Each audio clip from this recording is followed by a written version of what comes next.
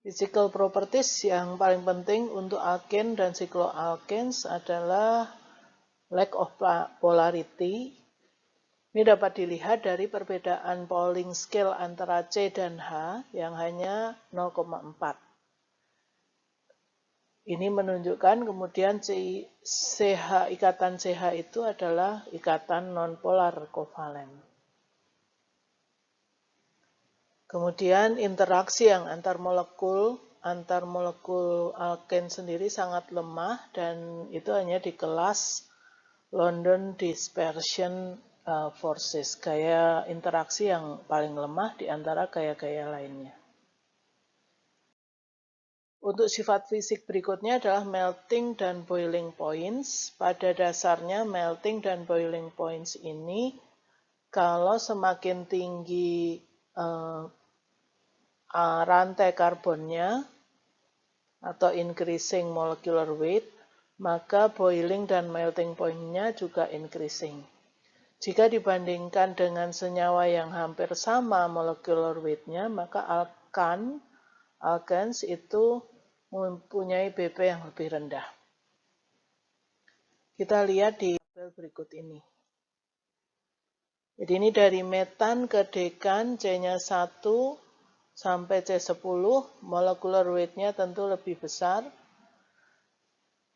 semakin besar, dan MP menjadi semakin tinggi juga BP-nya. Kalau dibandingin density-nya air 1 gram per mililiter, density-nya alkane lebih kecil daripada air. Nah, sekarang kalau dilihat dari yang konstitusional isomer, misalnya yang C-nya 6, di sini heksan, C-nya 6, dibandingkan sama C yang punya rantai cabang. C-nya masih 6, dimetilbutan, dua-dua dimetilbutan misalnya, lihat boiling point-nya semakin bercabang, boiling point-nya semakin rendah. Gitu ya. Kalau tahu sebabnya, boleh diungkapkan di chat kita. Sifat fisik berikutnya adalah solubility-nya alkanes itu tidak soluble di air, tentu bisa dipahami karena prinsip like dissolve like tadi. Jadi yang nonpolar akan soluble di nonpolar, maka antar liquid alkanes juga dapat soluble. Dalam water itu nonpolar, maka tidak bisa mensolvasi atau liquid alkane tidak bisa soluble di situ. Alkane juga soluble di nonpolar organik yang lainnya seperti toluen dan diethyl ether. Density sudah kita bahas baru saja, jadi lebih rendah dibandingkan air. Itu sifat fisiknya.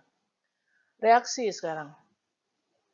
Reaksi yang utama combustion atau oxidation, alkanes maupun cycloalkane kalau dioksidasi hasil utamanya CO2 dan H2O dengan mengeluarkan energi.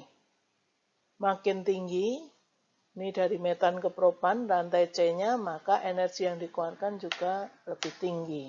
Nah, itu yang digunakan sebagai power atau kayak gasolin, diesel fuel, dan aviation fuel. Reaksi lainnya yang juga penting yaitu reaksi halogenasi, reaksi alkane dengan halogen. Contoh di sini metan dengan klorin dalam keadaan dibutuhkan panas, dia akan tersubstitusi. Jadi ini reaksi substitusi, apanya yang disubstitusi? Hanya yang disubstitusi dengan klorin. Pertama menjadi klorometan, kalau ditambahkan energi jadi diklorometan, kalau ditambahkan lagi menjadi trikloro, dan akhirnya semua tersubstitusi menjadi tetraklorometan.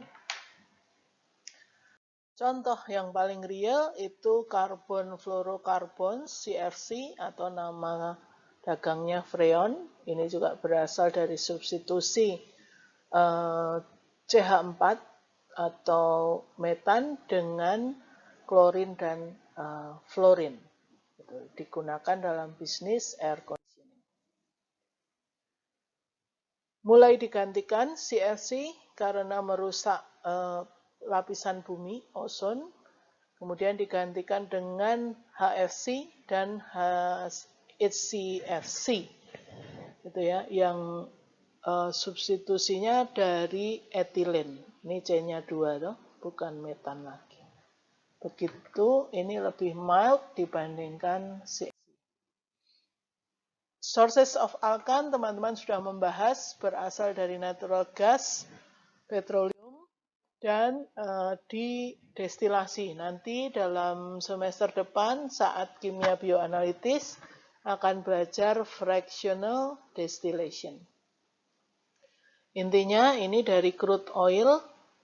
Kalau di sini source-nya itu crude oil, dia akan dipanaskan, didestilasi, nanti embunnya terpisah berdasarkan boiling point-nya. Yang rendah, C-nya, boiling point-nya rendah. Dan seterusnya sampai 350 derajat, itu C16 sampai 20 yang banyak dipakai sebagai pelumas. Residunya adalah aspal, C-nya lebih dari 20.